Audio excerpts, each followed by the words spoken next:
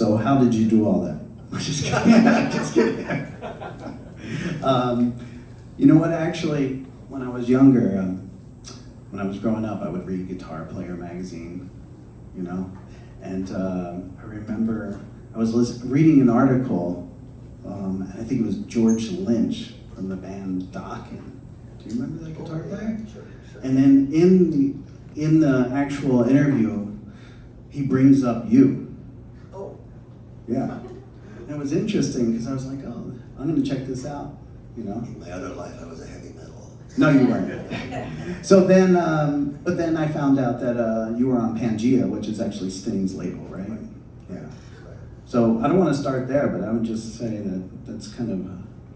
Yeah, that was cool. It was a. You know, I grew up in Chicago, but I had a long history of playing, you know, a lot of other kinds of music, Spanish music, classical classical guitar music, and then, you know, my dad is Pakistani Indian, so I had a lot of that kind of music around the house and a lot of flamenco music. My mother's from South America, and so there was a lot of music around the house, and that, even though Chicago is like the home of the roots of this music in a lot of ways, jazz music and blues, the roots of jazz, I think, you know, the Chicago scene allowed all of those things to kind of commingle somewhat, and that was really a blessing, you know, for me. It allowed a lot of things to come. And Sting, you know, when I sent him my demo tape, I forget how that happened, but anyway, yes. Well, I remember now, I was playing with Paquita de Rivera, and Sting was going to sign Paquita to his label. And he heard me playing, and then he asked me to send him a tape. And so at that moment, I had to make a decision, you know, was I playing electric guitar, or was I playing mostly acoustic? And at that time, I had been playing electric guitar with Paquito, and but at home, I've been playing mostly acoustic guitar. And so I sent him a tape of some of my own compositions playing acoustic guitar, like that. So Gotcha. we did a couple of records there, and then I got picked up at Blue Note, and did records with them, but always kind of sticking on the nylon string. Yeah. And it wasn't until much later that I started playing more electric guitar. Even though I was playing a lot of electric guitar behind the scenes in jingles, you know, Chicago was a big jingle town. So I played on all kinds of Taco Bell commercials. What they would do is they would, this is back in the day, and so they had a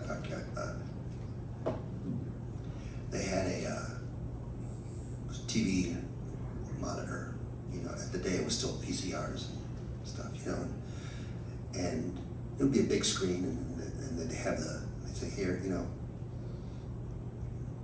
make something up when he spills the salsa on his shirt. And then when the guy comes out with it was tied with the tide. Sure. He puts the tide in a cup, and then he has the rose. It's Spanish, right? So I'm playing Spanish guitar. And he has a little rose, and he smells the rose. Then he mixes up the tide in the water. And he just makes something up when he smells the rose. You know, ole. You know. And then I'd have to be like, you know, and then he'd put the tide on the shirt, and then the flamenco dancer would come out and dance on the shirt, mixing up the tide with the salsa stain, right?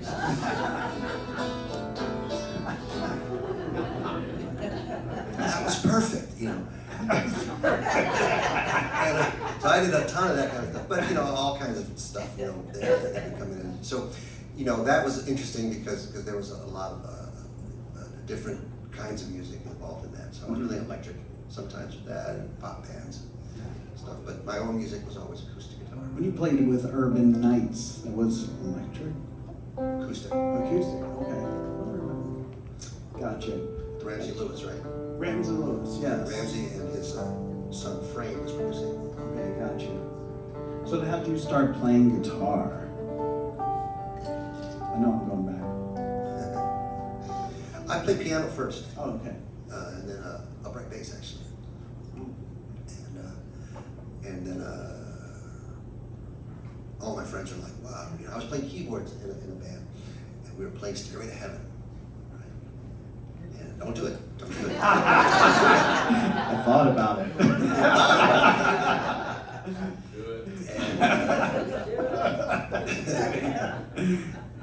There's actually something that says something when you go into in here, no Stairway to Heaven. Right. There's no Stairway to Heaven in this club. No free bird and no Stairway. But what was funny is, I remember this was a turning point because I had been playing guitar at home. Yeah. Because I liked that introduction to Stairway to Heaven because it was kind of Spanish guitar, right? And kind of acoustic guitar thing. Mm-hmm. And so I was playing piano at the time in this rock band, and I was, I don't know, no, I must have been 11, so I just started playing guitar. Oh, wow. And the guitar player in the band couldn't play the part, the introduction, and I said, well, I can play Stairway, it. okay. And I played it, and then they're like, wow, You're I good. guess you're the guitar player in the band. So that's when I started kind of pursuing that, a little more seriously. I was still mostly kind of more interested in playing at home and playing Spanish music and jazz music. Mm-hmm. And the rock stuff was kind of like, well, that's fun. Yeah, To hang out with the friends and stuff. sure. And then your mother is from Chile. Chile. So did you play Chilean music growing up? You know, it's funny. I knew Chilean music, and my mom always used to do this thing that really annoyed me. And I'd be playing a song, and she'd be trying to sing. And the song would be like, something like,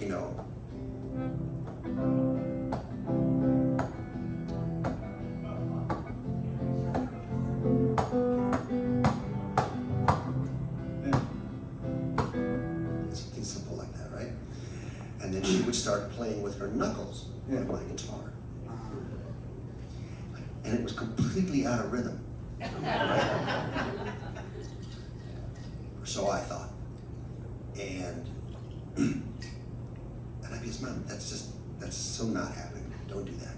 I don't know what you're doing, but just don't do that. And, I was nice about it, but still, I was just, oh, that's weird. Just a thing, And then years later, I found out that she was actually playing an authentic Cueca rhythm in the authentic Cueca style, which is to play taquillos on the guitar. Because if you're poor and you don't have a drum set or percussion, back in south of Chile and Temuco, you'd have a guitar and then they play percussion on the guitar and sing, and then you got the whole band, right? And the thing is, the Cueca rhythm is 1, 2, 3, 1, 2, 3, but then the more you get out into the country, it goes da da da da jaco cheeky jaco cheeky da da 1 2 3 4 5 1 2 3 4 5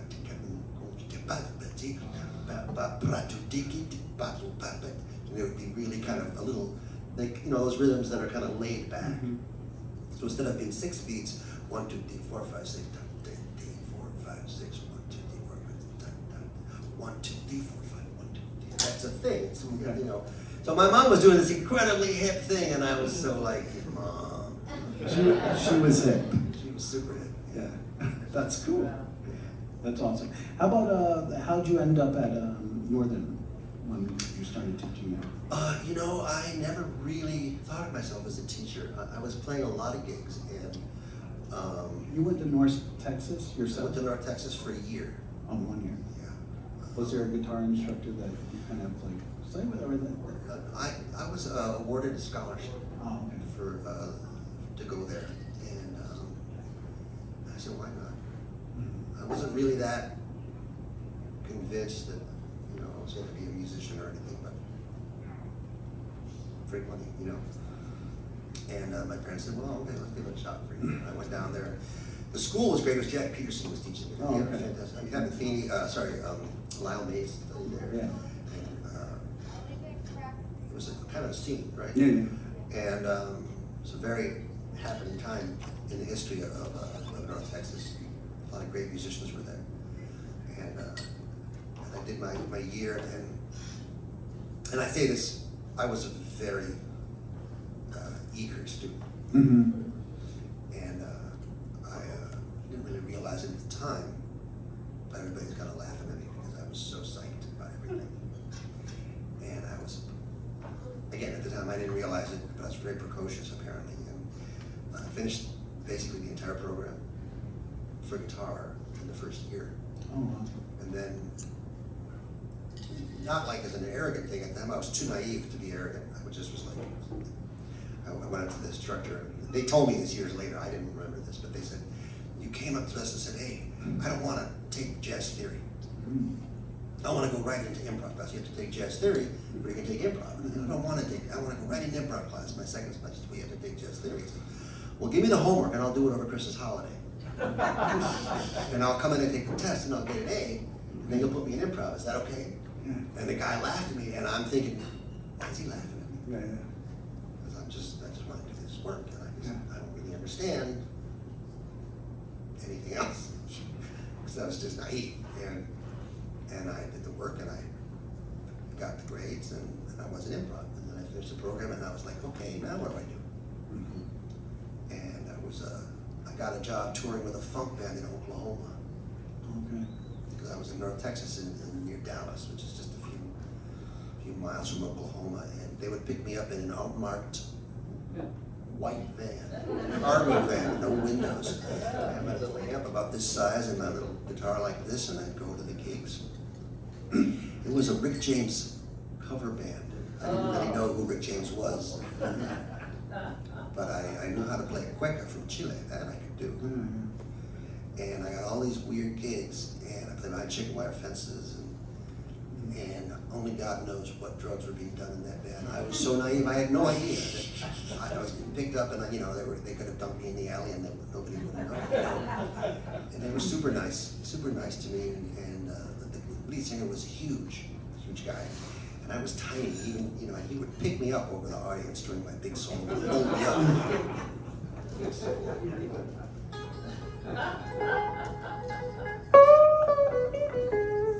And he just, it was hilarious. And I said, well, that was interesting for some of that. I said, I'm going to get the hell out of here. It was cool for what it was, and so I went back to Chicago and got my degree at Northwestern in classical guitar. And then I started going to the jam sessions. I had gone before. I started going to Von Friedman's jam sessions and a lot of other jam sessions while I was studying classical. And I think that was where the true education happened. I started playing with better musicians. And, there's a thing about Chicago which I think because of the fact that the industry was in New York and LA, and the advertising agency was in Chicago, that there was a tendency for Chicago musicians to be in the trenches working. I'm not an artist. I'm just a working musician, working guitar player, And that's changed, but I think Chicago always had this crossroads. This is the crossroads, right? Yeah. We talk about crossroads as being somewhere in the Southeast, but this is the real crossroads, right? The Mississippi going this way, the train tracks coming this way, right? And this is where all the shit met. And the blues came out of that, And the one thing that I learned that I didn't know that I learned, I learned to go.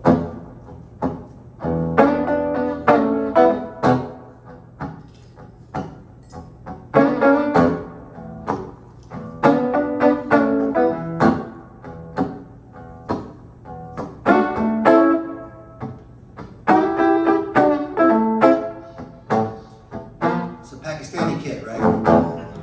With a Chilean mom.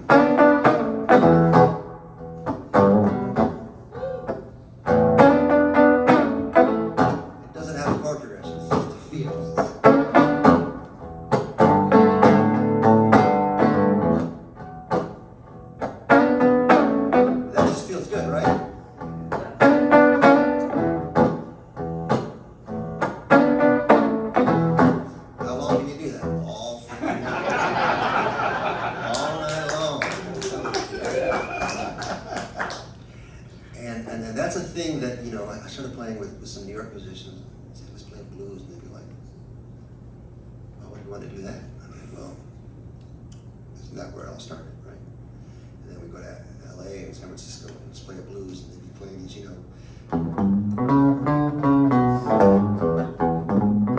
aren't pretty good. You're like, wow, that's something, but that's not the blues that I know. And so I began to realize that in the world music that I was doing, and in the blues that I was doing, and in the Indian music, there was this connection, between that and those roots, and that's what I started to really get into when I started going to those jam sessions. And I'd go to Kingston Mines and stuff, and know, there's a funny quote, George Benson, the great jazz guitarist George Benson once said, how did you, get into playing jazz? Well, I heard B.B. King, and I said I could never be that good. So I better just play jazz. And it's not really a joke, because when I would have students, the first thing I'd have them do is say, can you do this? And I would have them transcribe,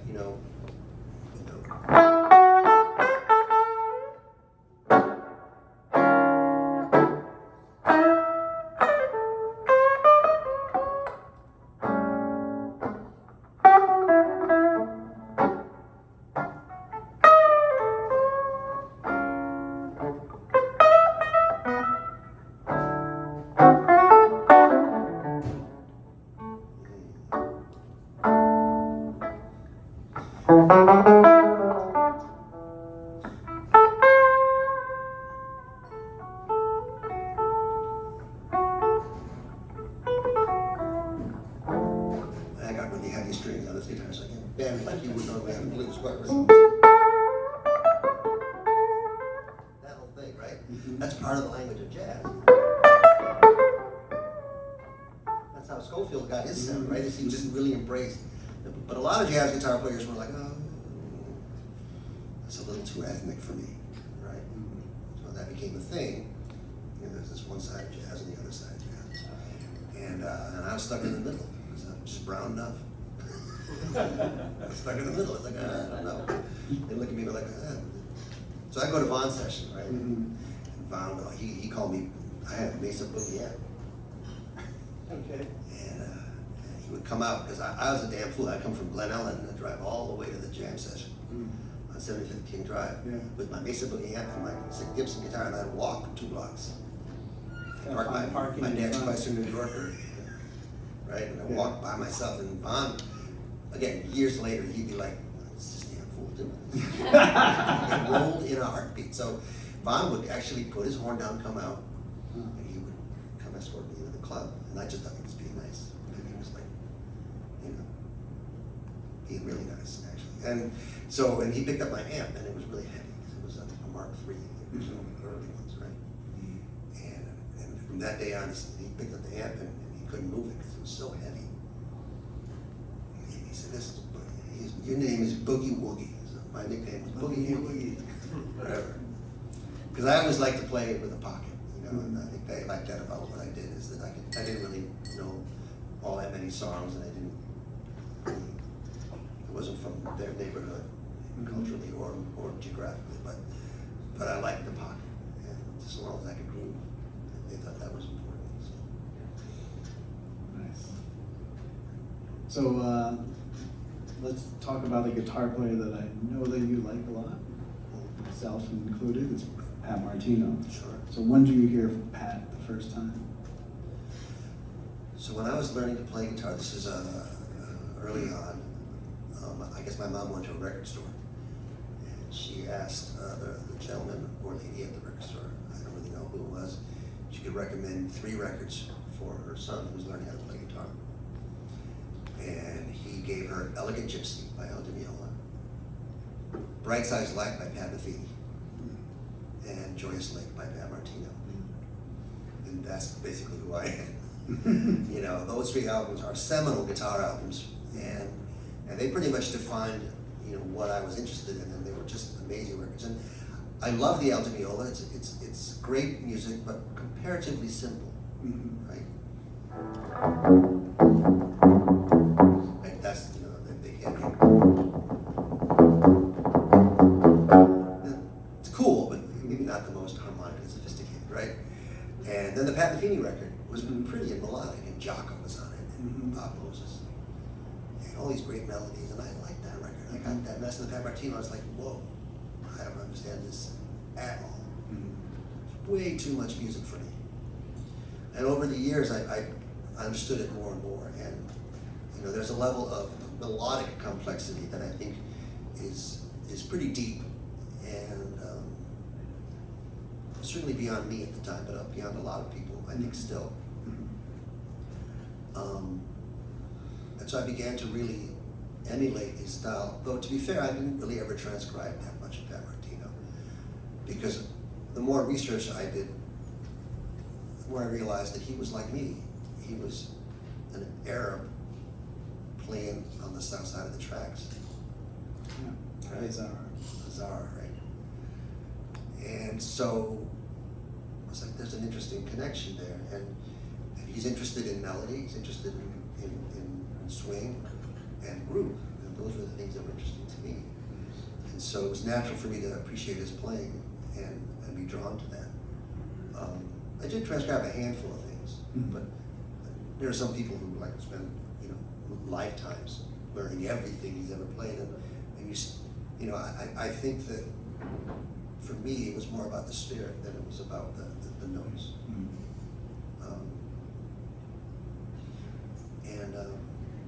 So then I met Pat when I was on Blue Note, and we started corresponding a little bit, and got to know each other pretty well. And so, I'm not sure how many people here are aware, Pat Martino is a very brilliant jazz guitarist, but he had an aneurysm in the early 80s, late 70s, and came out of these brain surgery and forgot how to play guitar. And it's kind of amazing. And over the years, he retaught himself how to play. And he had kind of a second career. As a wonderful, but in many ways, very different musician. And he never, so the last album he recorded before that aneurysm, where he forgot how to play, was a Joyous Lake at Starbright. And he never played that music again, because for a lot of reasons. We talked about it, you know, some, and I said, you know, I want to play that music. Would you know, let me record that? And he sent me the charts, and then we, you know, corresponded on the phone. And I recorded all the music. I have the CD here actually, but I never released it because Pat passed away. Just like about a week after we recorded the tracks, and I just didn't feel like it was in good taste to kind of release something, you know, capitalize on that situation. So we did. I did donate the CDs to the Pat Martino Foundation, and we went and performed at his memorial. Performed the entire album, and it was a pretty magical experience. And we performed that whole album, Joyous Lake album, the same album my mom got me when I was 11. That's great. You know, and so it's a wonderful record, and we did kind of my own arrangements of that. You know, and the idea had been, you know, I didn't want to take a lesson from Pat. I didn't think that was at this point appropriate or meaningful, really. You know, here's how you play a chord or whatever. But I did want to interact with him and say, hey, you know, how does this? Do you remember this music now? And then he did, and he would be like, oh no, that's not written right on the chart. We did this or we did that. You know, so we had that process had just started, and then we lost it. Yeah. So my connection with Pat, I think, was pretty deep. Yeah. We weren't really that close as friends, but we were more close as musicians. Yeah, well, we're looking forward to hearing. I've heard some of the stuff off of the record. It sounds great.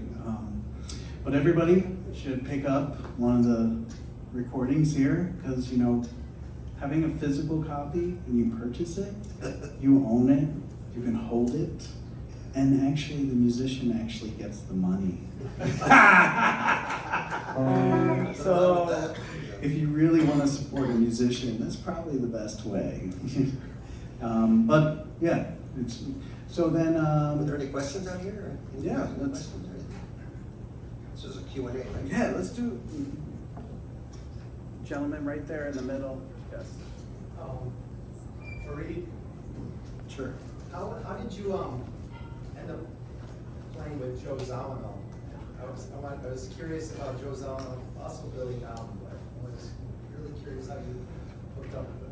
So when I was on Blue Note Records, I probably did 20 or 30 albums during that time as part of their stable of musicians.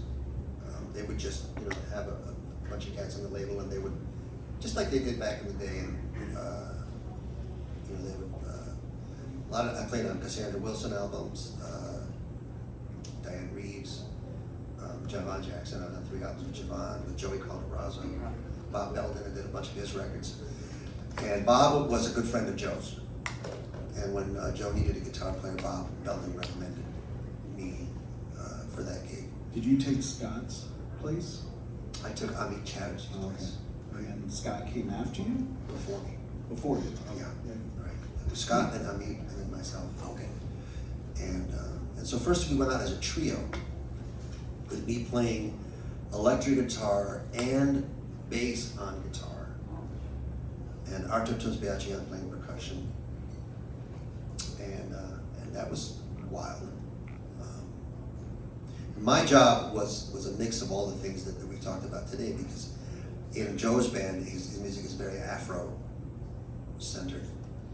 So my parts were all rhythm parts, and so I would do shit like, you know,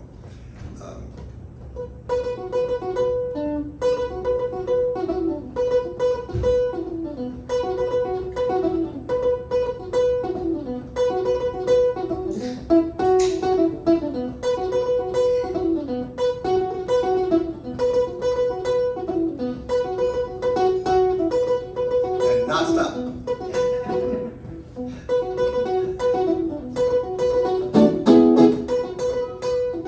All night long. I was the drummer in the band. I played a Strat, and I played my acoustic Indian sitar guitars that I had for a couple of tunes, which is really fun because we reached into some other territory that Joe didn't really normally do. That was really cool. It's a shame the band never recorded. But I started playing Garage Mahal, and I started touring a lot. And Joe was a challenging boss. Yeah. Yeah. That's soda water that I'm drinking. But Joe would have a couple of those on stage, and they were not soda water. Not sure what they were. I'm sure they weren't soda water. So that was interesting. I had one song where my part on acoustic guitar was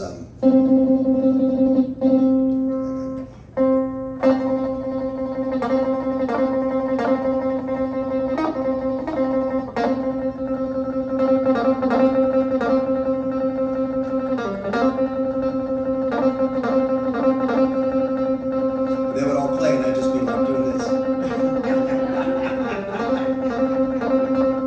for like 15 minutes. And eventually my arm would start to fall off, and I'd have to use my fingers or my elbow, or change my angle of my.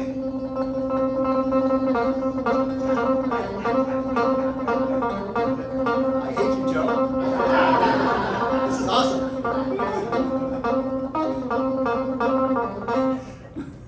But Joe, you know, for all of that, it was an incredible learning experience. Joe was absolutely a genius musician, and I learned so much from him. So you know, I'd take it any day. It was a great gig. Cobham, I was with Cobham for about 2-3 years. And then the pandemic came, and I just kind of stopped. And that kind of side band work is fun up to a point, and then after a while, it's just like kind of the same, you know. And so I've just been doing mostly leader stuff since then. That's been actually way better financially, surprisingly. Fewer gigs, but more money, you know. With Bill, it was, you know, we would do 2.5 months on the road in a bus, you know. And, so when the pandemic, I think a lot of people reassessed, and I was like, well, I have a little girl, my 5th child, and she was at the time, you know, just a little baby. So I didn't want to be gone. I didn't want to miss that. Someone else have another question? No? So, go ahead, Bob. So, you have a degree in classical guitar, and you play all these different styles, and they all have a different feel to them. So, you know, if you're doing classical, do you just do classical for a while because it feels so different, or how do you make that transition? It's a good question, because I do think about it. I mean, I think the key for me is that I don't think of my technique as something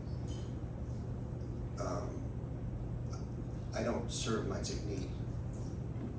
You know, I try to serve rhythm and feeling, which means that the organization of all these elements in my mind is a little different. So I'm less concerned with playing any piece with perfection, and I'm more concerned with getting the heart of it, the rhythm of it, right? And so part of that is learning the language, both the spoken word and the rhythmic language. So when I'm playing Indian music,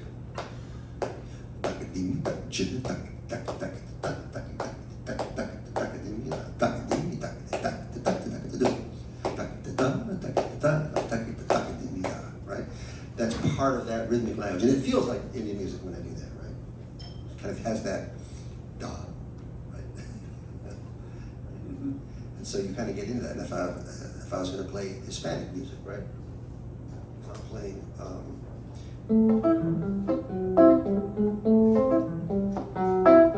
well, you have to learn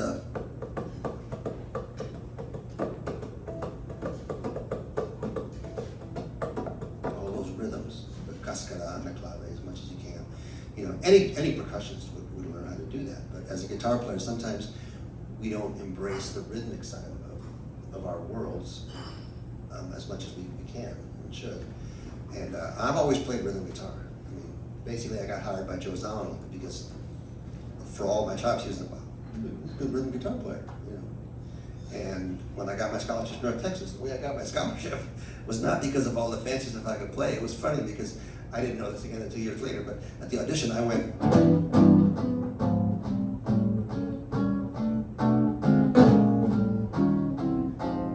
and both the teachers, Jack Peterson and Rich Madison, looked at each other, and I was like, oh, geez, I'm messing up. And then I had a scholarship.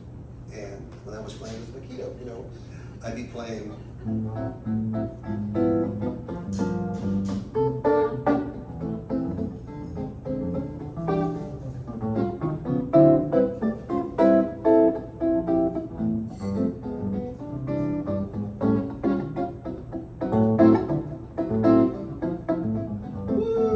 Right?